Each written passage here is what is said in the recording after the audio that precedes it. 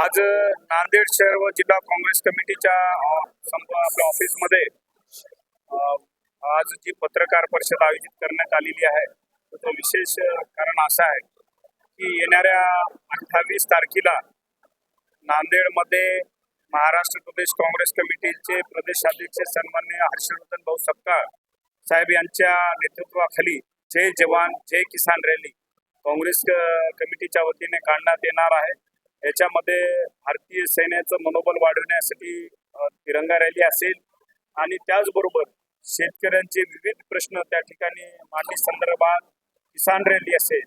म्हणून आम्ही जे या ठिकाणी रॅलीचं ब्रीदवाक्य ठरवलेलं आहे जय जवान जय किसान, यामध्ये मोठ्या प्रमाणावर नांदेड जिल्ह्यातील काँग्रेस पार्टीचे सर्व प्रमुख पदाधिकारी सर्व कार्यकर्ते मंडळी त्या दिवशी उपस्थित राहतील।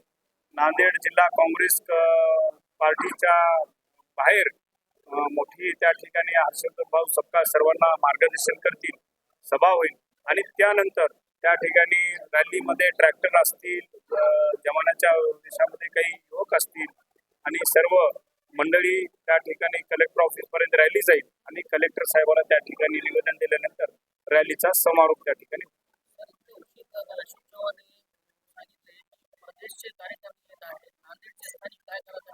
बघा, नांदेडचे स्थानिक म्हणजे तुम्ही दरवेळेस बघता नांदेडचे कार्यकर्ते कधी पदाधिकारी मंडळी सज्ज आहे, पण आम्ही वाट बघत होतो की नवीन प्रदेशाध्यक्ष ते नियुक्त झालेले आहेत, आम्हाला त्यांना बोलून या ठिकाणी रॅलीचं नियोजन करायचं होतं आणि प्रदेशाध्यक्ष साहेबांनी आम्हाला 28 तारीख दिली होती। त्याच्यामुळे आम्ही 21 तारखेला रॅली न काढता त्या ठिकाणी 28 तारखेला मोठ्या प्रमाणात रॅली काढून या ठिकाणी मनोबल कार्यकर्त्याचं वाढवणार।